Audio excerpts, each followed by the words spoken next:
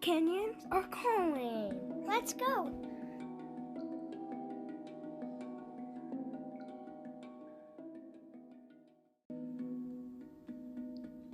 Stephen Grant Baker grew up in West Jordan, Utah, and was the fourth of 7 children. He was a fun and adventurous individual who loved the outdoors and fell in love with fishing at a very early age. He moved to New Hampshire with his wife Patricia, where he pursued a law degree and eventually started his own law firm. He had 2 children, Caden and Rowan. He would love to take them kayaking and fishing during his free time. He also was very handy and enjoyed woodworking and improving his skills. He was very charismatic and was the life of the party. He wanted to bring people together and enjoy life. He was very loved and is very missed by his family and friends. In this episode, we will talk to Ryan Baker and his sister Inga, and we will discuss the trip in Englestead Hollow where Stephen fell and eventually passed away due to his injuries in the canyon. We'll also discuss what we cannot do to have what happened to Stephen happen to any of us in our group. I hope you enjoy this sad, tragic, but very needed episode.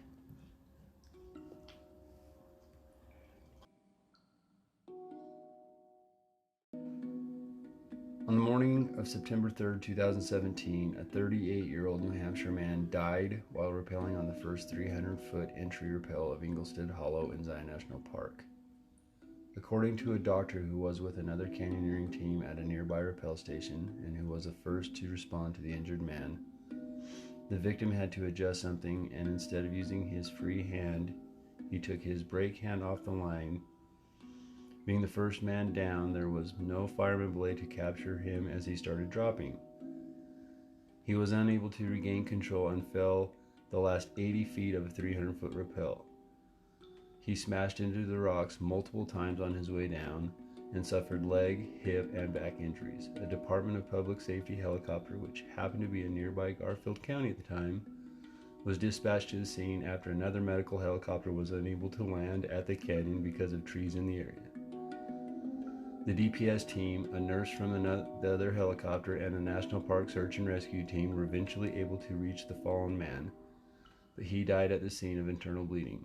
The victim was rappelling with an ATC on a brand new 8.3mm canyon fire rope. It is unknown how experienced he was in canyoneering.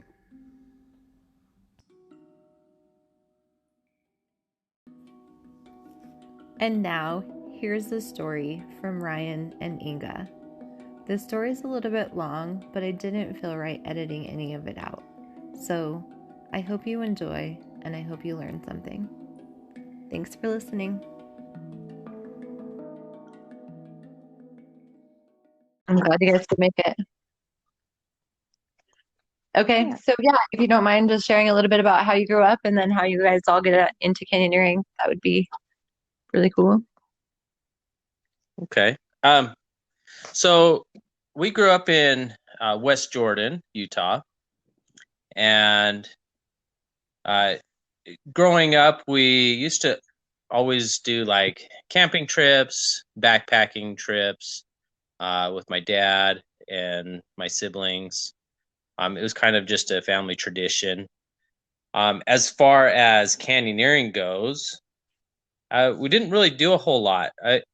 I know that there was, like, my dad wasn't really a southern Utah kind of camping person. He was more like the mountains, go fishing, go up to the lake. Right, there's enough in Salt Lake to keep you close by home. Yeah, generally, or we go high Uintas. Yeah. So even a little bit farther, it was still mountainous. And I know that there's a few occasions, like when my brother Steven and I believe Inga or Vanessa went down to some slot canyons down south. Like, I believe it was either Ding and Dang Canyon or Little Wild Horse, kind of those type of canyons down there. So, but for the most part, it was just mainly hiking. And as I kind of grew up, I actually got into canyoneering in the mid '90s.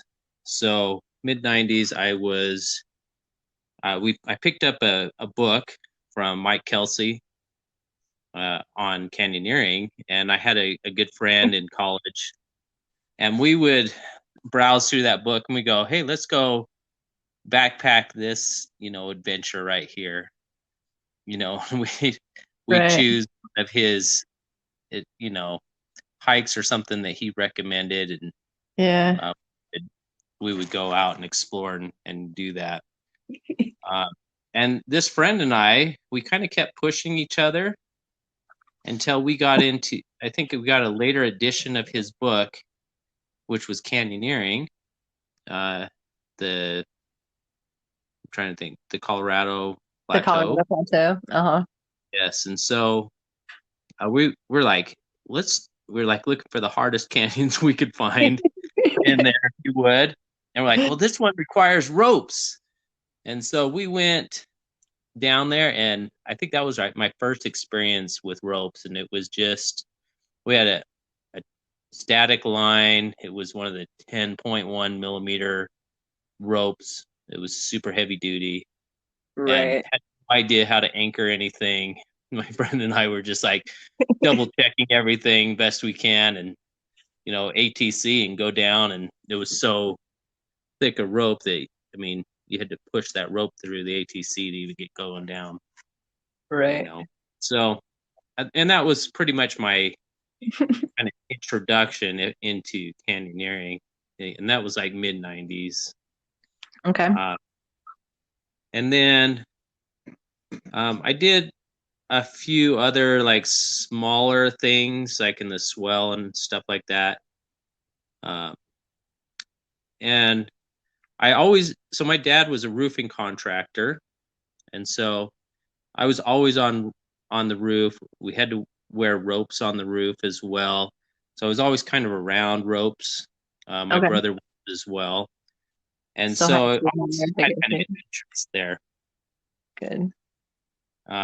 And then I would say it was just kind of maybe once in a while I would go canyoneering, but I didn't really have a group or individuals that I knew to go canyoneering with. But I bought gear to go canyoneering. I usually ended up just going up in the mountains and doing some rappelling or doing something like that, but nothing super extensive. Okay. And then I would say probably about, well, I got married somewhere in there.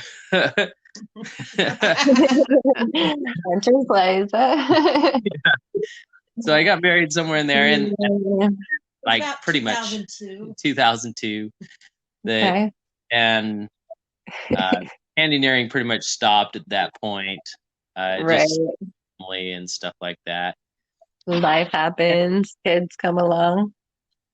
Yeah. And then I would say about 2006, 2007, my brother and I just wanted to spend more time together.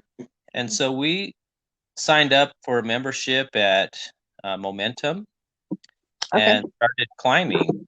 So we just started going like almost every day. We'd be 2 or 3 hours just climbing and getting better. We got pretty good as far as climbing goes. I think we were climbing 510Bs, 510Cs as far as climbing goes, and feeling kind of confident in that regards. And so we decided we'd plan a canyoneering trip. He was about to move to New Hampshire. He'd just gotten married recently, and within the first those couple years there, and he was planning on moving to New Hampshire to study a law degree.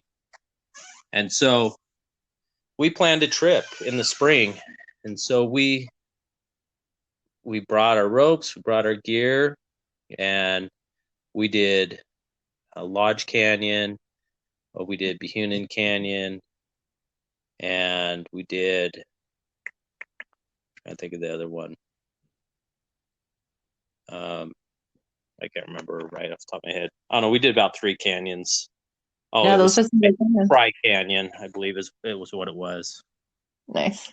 So, and we did over a small trip, like that, and then he moved back east. We stopped climbing, obviously, because he moved, Right.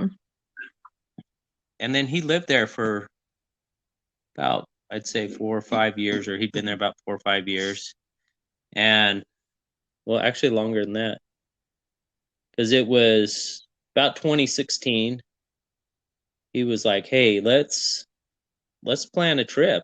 That was fun, what we'd done." And by this time, I was actually into canyoneering quite a bit, so I picked up canyoneering more steadily in 2016, Mm-hmm.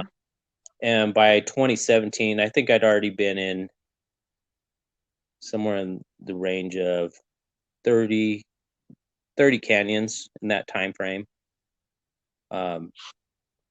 Before this trip, I'd say I probably had about between 30 and 40 canyons in there. And so we were feeling like, hey, let's have a trip. This would be kind of fun. We started planning it, and we're like, well, this would be kind of fun if we invite some siblings along. And so we invited Inga, and we actually invited all of my siblings, but Inga and Nolan, my brother, and Melissa, myself, and Steven participated in the trip. So, and we had a pretty full schedule plan. It was about 5 days. We had planned just kind of an introductory, for them to kind of get familiar with the ropes. We did. I'm trying to think of the. Had your other siblings done canyoneering before, or was that new for them? So my brother had with me before. But your sisters, it was new? No, it was new for them. Okay. And so we had done Keyhole, and then we did Lodge Canyon the next day. Oh wow. And That's a good transition. yeah, and then we did Englestead. What's that? We learned real fast. We did. Yeah. What did you think of those rappels in Lodge, Inga? They're They're pretty great. intense. Yeah, there was one that we designated it as the sketchy tree. Mm-hmm. And you're literally hooked to a sketchy tree. So, but it was really fun and enjoyable and just jumped right in. I think the anxiety of doing that canyon was worse for me than the actual canyon itself. Because once I got there, it was like, okay, it's not that bad. But the hype of the little ledges and the big drops is definitely keeps you on your toes. Yes, for sure. That's a good one. My favorite part was going down that last rappel and having that spring shoot out of the middle of the wall and just like all of a sudden you're in a water canyon now. Yes. That was really beautiful. Yeah, and Okay. and that canyon, actually, Lodge Canyon is the other canyon that my brother and I had done previously. Oh, okay. Nice. So we had Lodge Canyon planned, we had Englestead planned, we had Behunin planned, and then we also had Batman's, or no, Pine Creek that was planned. So, and that was kind of our schedule of 5 days or so. So Lodge Canyon we'd knocked out the day before. We were on our 3rd day. The trip had been excellent. Like lots of fun memories. I think my best memories are actually in Keyhole. Of all the canyoneering trips I've ever had, that Keyhole one, it was fun. We did it at night. We were kind of laughing, giggling. The water was just high enough that it was up to your chest, and it was really, really fun. Very cool. So we headed down to, and just kind of as a note, on all of these trips, we were always having a fireman's belay down below. I was always double checking. I was the one in the know, and so I was up top, making sure everybody's rigged correctly, making sure they had their safety lines on, prior to, make sure they were set up before they released their safety tethers and things.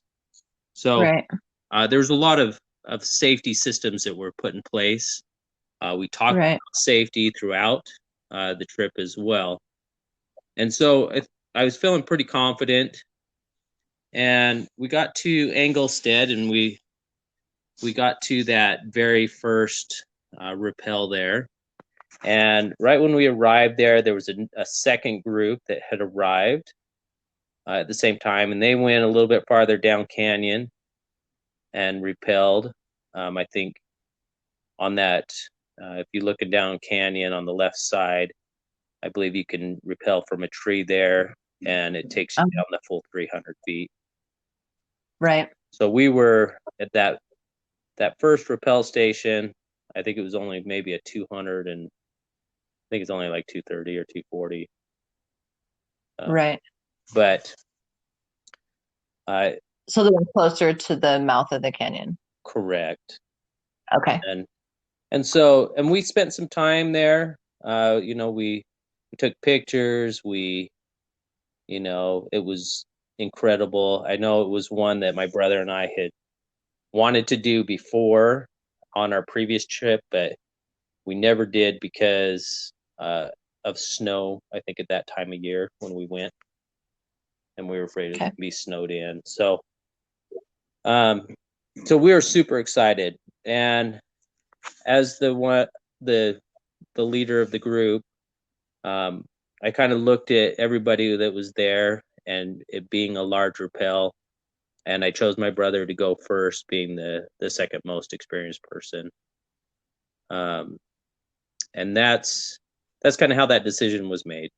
I just looked at, okay, who knows the best, and he was a little bit nervous going down, but he had a backpack on, but didn't have really anything in it. He wasn't carrying ropes or anything, just whatever snacks, jackets and stuff. What's that? Did he have his backpack on his back, or was he hanging his pack below him? Like he some had it people on his back. Okay. But it was, like I said, I think it was pretty lightweight. So he wasn't carrying a whole lot of stuff. Yeah. Okay. And it was I would say it was more like a school bag kind of a thing. It was a little bigger than a school bag. I mean, it was a backpack, but it wasn't like something you take backpacking per se. Okay. So, and so we were recording him as he was going down, and as he neared the bottom, he was pretty close to the bottom. We couldn't see him from the top,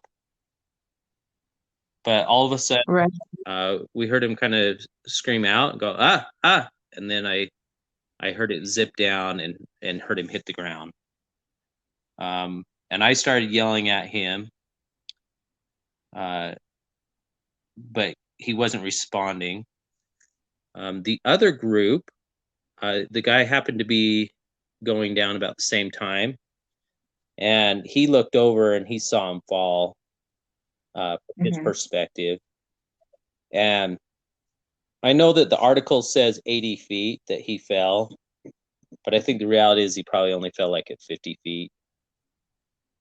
Oh, wow. But either way, he fell that in that period of time. After like a few, I think it was like 30 seconds or something, I was still kind of yelling down. And then I kind of heard some moaning. I started we grabbed whatever first aid gear we had, and I jumped on the rappel and I went down as fast as I could. And the rest of my siblings stayed up top. Okay. The other guy came down as well. So it was the two of us down there. My brother was conscious at that time, and he called his dad. And it was the Cottoms. I don't know if you're familiar with the Cottoms at all. Oh, is it TJ? It was Dan Cottom. Dan, I don't know Dan. I do know TJ and his dad. So I'm pretty sure TJ was there. I don't remember Okay. all of them that were there, but their whole family was there. So it was their dad, mom, some siblings. Anyways, his dad is a trauma surgeon, and he called his dad down. And the same family. so down at the bottom, there was the three of us, and we determined that. So he had a helmet on, and we determined like there wasn't any spinal injuries, but we thought he'd broken his femur, but it was really hard to kind of tell. He couldn't move. He couldn't feel. He didn't have really any feeling in his legs, and the other group had a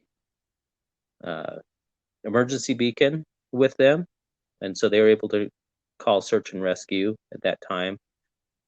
I think my brother was up top, and he and one of the other group members, they ran up trying to get signal, cell service. some cell service signal. So they were doing that. And as far as response time, within an hour, we saw the helicopter fly over. My brother were at that time down below. My brother was conscious. He was able to talk to us.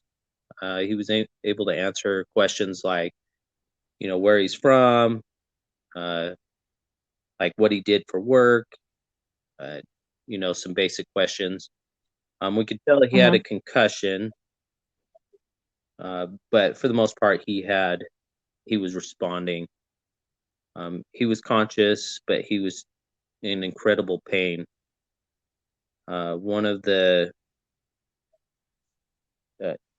What we were doing was putting traction on his leg.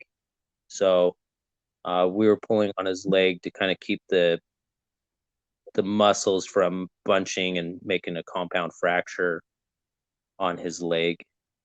And so that was mostly what we were doing down below. We just had some basic first aid. There wasn't any external bleeding that we could see. But he was complaining about a lot of stomach pain and things like that. The surgeon couldn't. He's like, there's nothing we can do. We can't give him ibuprofen. We can't give him any pain meds.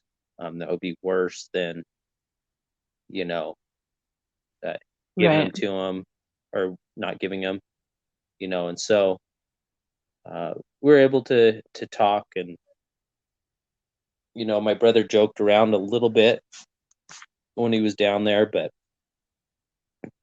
pushing incredible pain. Like I can't even explain.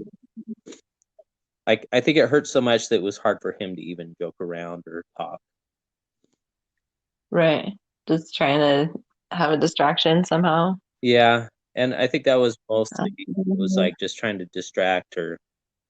He complained about the rocks, and it was cold, and we sent down as many jackets to try to keep him warm.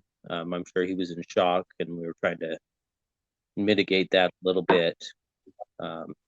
We did move him. He was up against the side of the canyon wall originally, and after we determined he didn't have a spinal injury, we all three of us lifted him and set him down so he could lay down flat on the ground. And during this time, like I said, the chopper showed up. There was a bit of relief because search and rescue was there, but the problem we were having is search and rescue had nowhere to land. We were down 230 feet, and their basket only reached 150 feet. So originally they showed up, and the chopper was too large for the space, so they had to get a different helicopter to come out. There wasn't really a place to land, and so they had to remove some debris. So my siblings and the other family were up there clearing a space of debris. There was a tree that was in the way, and they had to get permission from the national park to cut down the tree. It was Labor Day weekend. It was Labor Day weekend as well. What's that? How much time did that all add to the rescue thing? Like all of the significant time, right? Yeah. So oh man. From the time of the accident, so the accident happened about, I say, 10:30 in the morning, and the first person didn't show. We didn't get the first person down in the canyon until almost 5 o'clock. Oh my gosh. So we were almost 6 hours. So, and the other problem was it was Labor Day weekend, so a lot of the volunteers were out on vacation or spending time with family, so it was hard for them to break away. And being Englestead, it's pretty remote as well. So they also had 2 other rescues that same day, so their rescue teams were already preoccupied in helping 2 other cases earlier that day. Oh wow. Oh my gosh. So wow. So there was a lot of like, I would say problems, but I would say it's more logistical problems at this point, because right. I mean, even if so, like at 10:30, they still have like a time frame they need to arrive. If they met down at Zion at the bottom, an hour, that's 11:30. Then you're another hour traveling up. That's 12:30. Plus they have to hike in, so that's 1:30. And then they're setting up ropes and things like that. But it was a lot longer because they had to first verify where our location was. They had to get, they had somebody on ground within a couple hours to kind of help coordinate. And one of the problems is, so he sent down a first aid medical bag or something that he had. On it, it had like I would say a 6-point, like, what is it? One of those 6-point skeds or the litters, right? It was just a soft litter, so it was very flexible. And they sent down a first aid bag, and when we opened it up, it was Band-Aids, pretty much. Like there was no, oh my God. There was no real medical equipment. They didn't even have like a neck brace. They didn't have. There was nothing in it, which I was really surprised. I'm like, this isn't even a med bag. We took that bag and just tossed it aside. Like it did it good. Yeah. And we couldn't really use the litter because we were afraid of like the softness of it folding or doing something and further injuring him. And what he really needed was some type of backboard, something that was a little bit harder, so that we could stabilize his leg and his body and prevent it from moving. Yeah. And they didn't have anything like that. So we were kind of in a hard place down there. We had enough ropes that we probably could have hauled him up, but search and rescue kind of took took control of that situation a little bit, and they were waiting for the volunteers to show up, even though there was like, how many people do you think there was up there, Inga? Like 10? We had 1, 2, 3, 4, 5, 6, 7, 8, 9, 10. About 10 people there that were at the top already. And then you Yeah, so three at the bottom. That could have helped with such a rescue lift him from the bottom. what's Wow. that? There was 10 people that could have helped search and rescue lift him from the bottom Yes. out. Correct. So We there's 10 Wow. at the like top. Okay. us siblings that were at the top, we felt like if we just had one person instructing us like pull, pull, like that's all they were Yeah, instructing yeah, their volunteers to do. I'm sure they're trained to do that, you know, where we're not, but essentially they were simultaneously your brother, you're wanting to to save pull, his life. yeah, and we felt like we were all there. We could have, you know, you bring the expertise, hook up the lines how you need to hook them up, bring the hard backboard, and we'll pull, you know. Um, For sure. some of that is frustrating, for me at least, in feeling like I could have done more to help speed the process along, and yet they got to follow their protocol of how things are done properly and safely. Oh my And goodness. I can't imagine. That would be yeah, frustrating. and I think that kind of went along with the emergency kit that we received as well. That was frustrating because if you remember, we had Dan Cottam. He was emergency trauma surgeon. Like, if anybody knows how to do stuff, and like they didn't give him anything. Like, and um, I think that there's maybe an assumption that people don't know what they're doing sometimes in canyons or what their expertise is. And sometimes that's hard because I think there's some liability that they're trying to manage a bit as well, you know, with the search and Mm-hmm. rescue, because if something goes wrong because of a volunteer that's not trained, you know, where does the liability fall? So I think there's a lot of competing elements in there, uh, you know, and so regardless, like uh, they had to try to find medics that were trained to rappel, and there weren't any that were available. They finally found somebody that was willing to go down, and I believe they lowered her down as so. So she went down, um, and she was the first. So we had one person come down. He kind of assessed the situation, um, and then uh, he was able to get the medics to come down once they were down. So one medic came down. She was able to look at him and start assessing. At this point, my brother he was starting to like be tired or getting a tired look. He Okay. was a bit on the pale side, but you know, the medic came down. She put an IV in him, um, and we started talking rescue and how to get him out. Search and rescue wanted to take him down canyon.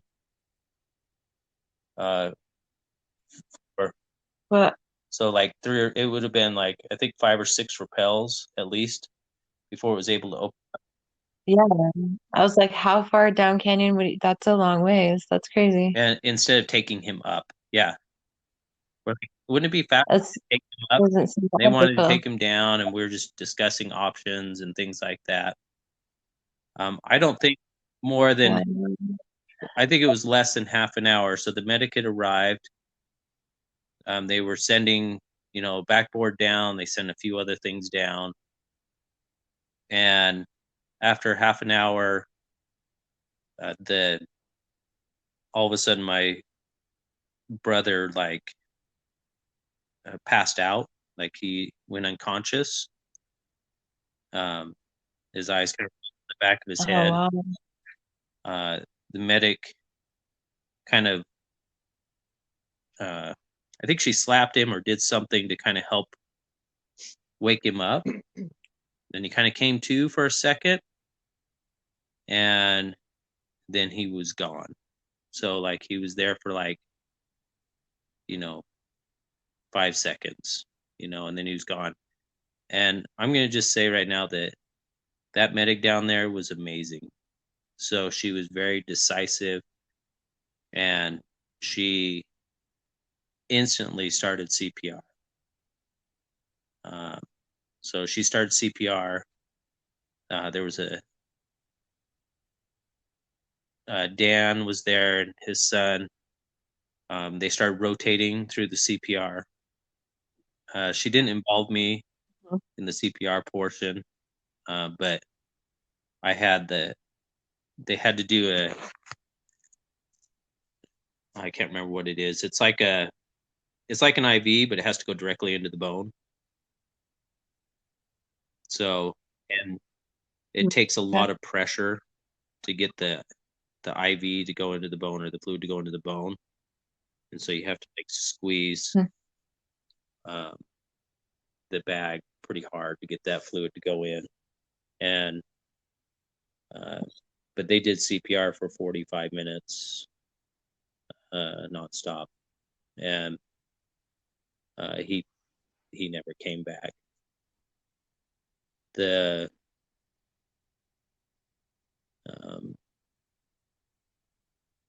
one of the hard portions of that as well was when he actually passed away.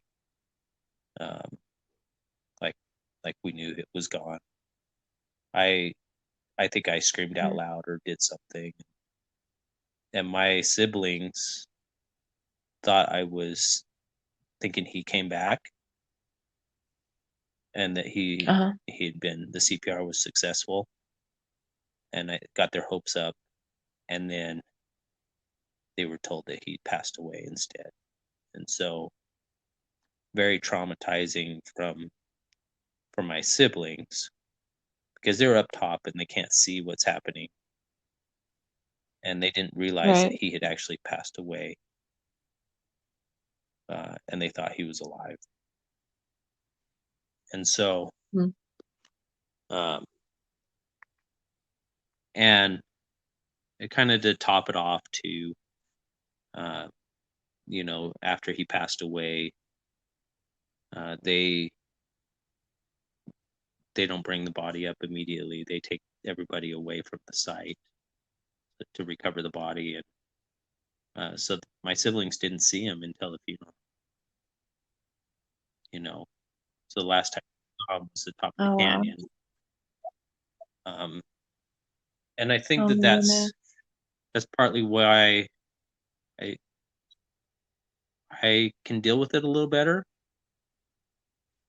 And I don't know if I deal with it better, but I don't think it still affects me, but not to the same degree, because there was a little bit of closure for me having been there at the bottom of and kind of seeing those events where they had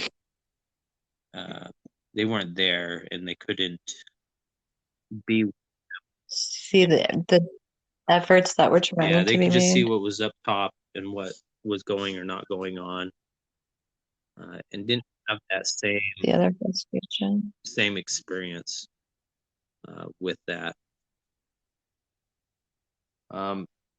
As far as him, I mean, obviously he passed on. He was married. He had two small children at home. They were all visiting here in Utah. So her last communication was like a phone call, I think, the day before with him.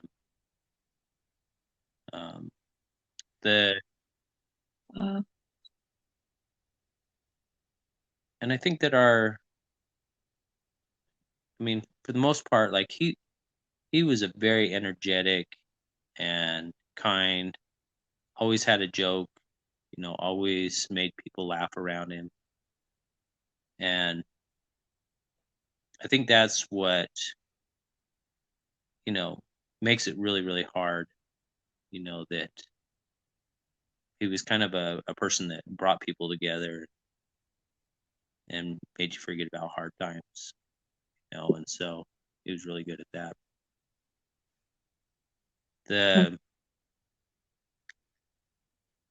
And I look back on the accident, um, and I went through a period of time where you kind of second guess yourself. Some of the things that kind of went through my mind was, should I go canyoneering ever again? Could I have done something different? Like, could I have, like, what if I'd picked somebody else, or what if I'd done this, or, what if he'd had an auto block on, or, there's so many different what ifs. And I decided not to what if myself. I texted a couple canyoneering friends after the accident, kind of told them what happened, and got some honest feedback on like what they would have done, and it wasn't any different than what I had done. And so I feel that for the most part I made correct decisions. However, I think there was a couple of things that did contribute to the accident. Obviously, I think there's a new canyoneer factor, but I don't think that that's 100% what the issue was. We watched his GoPro of that accident. He had a GoPro running. We couldn't see his hands at the time, but I know that. So he was using an ATC, and we had a canyon fire. That it was a new canyon fire, and it was single strand. And so he was going down. I think that his weight, which was about 210 on the single strand using an ATC, without an ability to add friction to the rope, I think that what happened is he was becoming fatigued. So as he went down, you could kind of hear him breathing pretty hard, like he was. I think he was struggling to hold his weight. So up at the top, it's not so bad on those 300-foot rappels, but as you get down towards the bottom, it goes faster, right? And so as he neared the bottom of that rappel, I think he had fatigued himself to the point that either his grip, he was struggling with his grip. And so what he was trying to do to mitigate that was use his other hand, to kind of help, which is kind of hard to do, regardless, to use two hands. And I think that his hand either gave out, like he lost grip, or he slipped just enough. So he slipped maybe, 2-3 inches, and then that was enough to kind of get him jump started on the fall. And then it kind of pulled through his hand, and then his weight, just that jarring motions of trying to stop, I think that's what accelerated the fall. When we discovered that he burned a hole all the way through his glove, he had brand new leather gloves, and he burned a hole all the way through them. And so I'm confident he didn't let go of the rope, but I do think that he fatigued himself. And so I guess for me, a huge lesson learned was just using the correct device, one that adds friction, especially on those larger rappels like that. And I think take your weight into consideration as well. You know, someone that's 100 pounds isn't, you know, they can barely get the rope to go through an ATC. But a right. you know, a 210-pound individual, that rope's going to move through there pretty quickly. Definitely. Especially on a thin rope. Correct. Like the canyon fire. And so, and I think that was one of the biggest takeaways for me, is that using the correct device, you know, being able to add friction, being able to lock off partway down if you are getting fatigued. Those are, I think, critical elements of that. You know, and we didn't have a fireman's belay. He was the first one down. You know, and so it was really, you know, somebody had to go down first. We could have done an auto block. I had the knowledge and and the ability to put an auto block on, but I didn't. I think that that's a hit and miss. It's not a guarantee that that's going to happen, and sometimes it's more of a hindrance, or it becomes right. And if he doesn't know how to manage the auto block too, then that definitely could be a hindrance on that big of a rappel. So I'm hesitant to say that auto block would have been the solution, because I don't think he had the skills, if you would, to be able to even manage that auto block, even had I put it on. You know, right? That makes sense. And so I think those are some contributing aspects to that. The other thing that I would say was it's not really a contributing factor, but what I would say as a takeaway is carry an emergency beacon or a way to contact search and rescue. I mean, we're lucky that the other group had an emergency beacon, but without it, I mean, right? Who knows? You know what I mean? We may not have been able to canyon, or maybe you know, somebody's got to get down. So that's, I think, that part of Zion is really remote. You don't really get service until you get back to the Ponderosa Ranch in certain areas of the Ponderosa Ranch that area, you know, area. And so I think that's really an important aspect of that. You know, I think that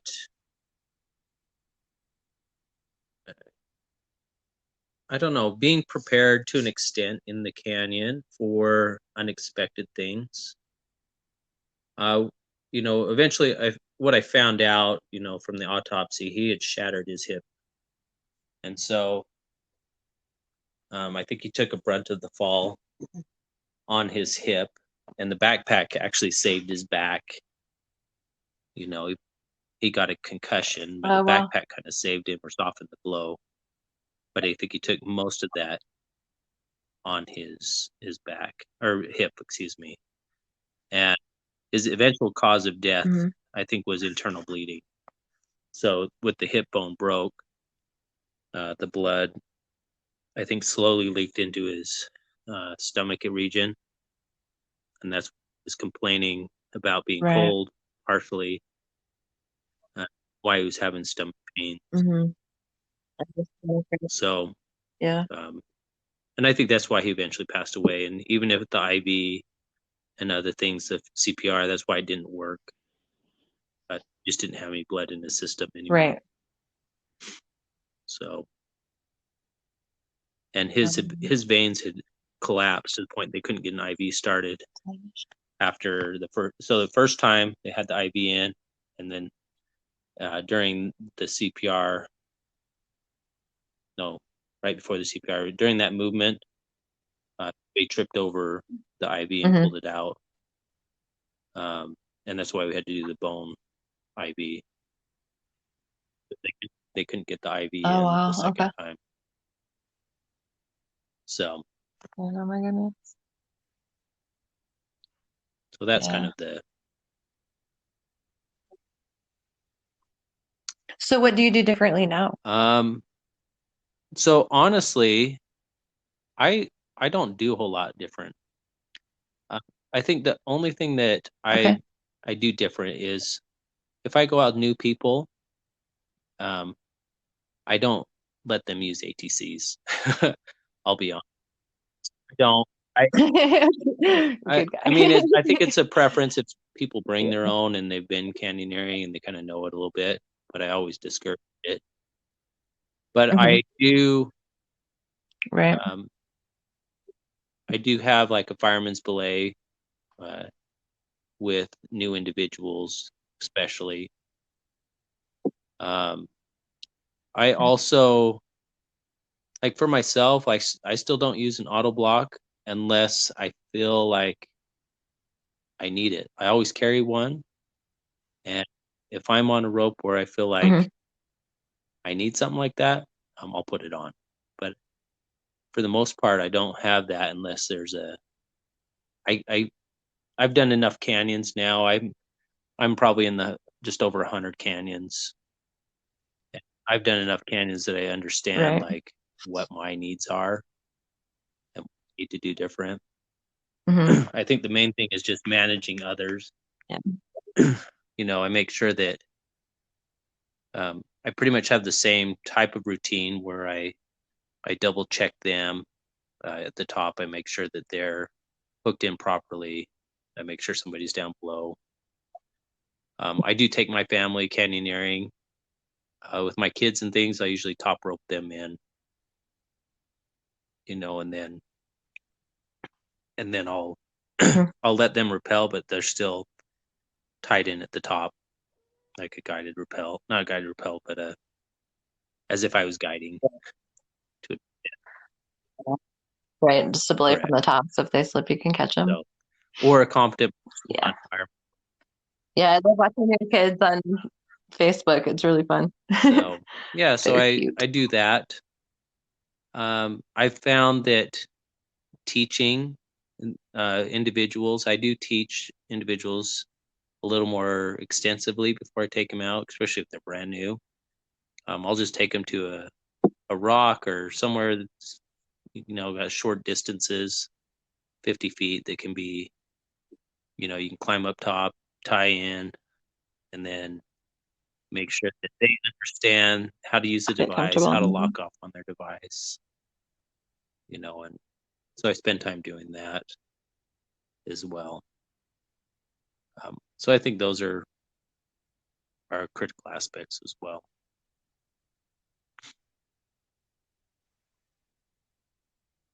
Good to hear. Okay, well, this app only lets me record for 60 minutes, and we're at Okay. 52 right now. So I wanted to just ask a couple of other questions real quick. I wanted to know how Steven's family is doing, how his wife and kids are doing after the accident. Yeah, Are so you still in they contact ended up with them moving at all? back to Utah. And she ended up living with my sister Melissa for a while, for about a year to get on her feet, and then she eventually bought her own home, and she lives kind of close and stays in contact with us, and we invite her over and do activities together, like dinner and things like that. COVID's kind of restricted that, but we do Right. stay in contact that way. That's really good to hear. Okay, and then I don't really want to leave this Okay. podcast on a really sad note. So I just want to kind of know, like, if time and money were not an issue, where would you go and I why? would actually love to go to a couple different places. Honestly, I want to go to Iran. I know that sounds funny. There's a lot of really cool No, I canyons hear it's there in really Iran. beautiful I've there. seen some cool pictures. See? Yeah, I hear it's beautiful. it is, but I think that's a restrictive place for me to go. I'm in the military, and yeah, I don't think that's ever going to happen unless I'm actually doing an army Well, probably mission, I not. guess. But other places, I would like to go to Spain and I'd like to go to New Zealand. So New Zealand's high on my list too. I think, yeah. So New Zealand and then Spain. I think Spain has a lot of really big water canyons. So Nice. Wherever you Inga? guys Where want to take me and my beginner self. Beggars cannot be choosers.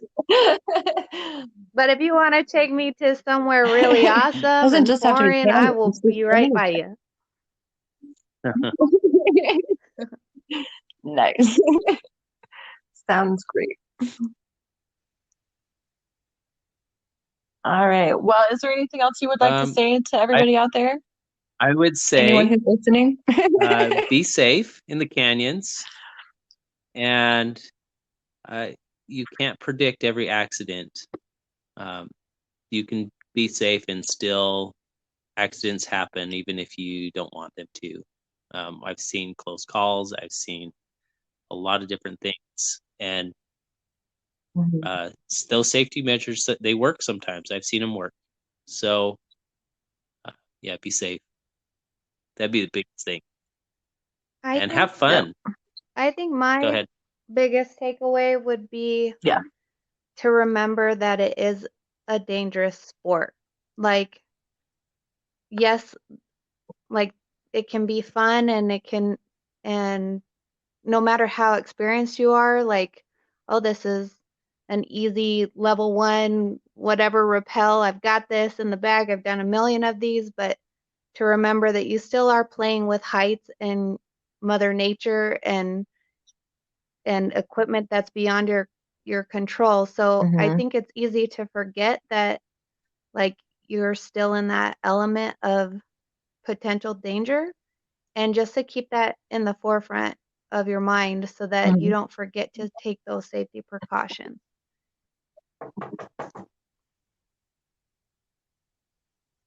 That's really good to point out. I agree. Still have fun doing it, but just, thank you. I don't think, especially us as like beginners, like I think we didn't take it as serious as we should have, the sport itself of canyoneering. And his accident really did bring the reality of that to the forefront of it is a dangerous sport. So just to be mindful of that as you go out and have your fun.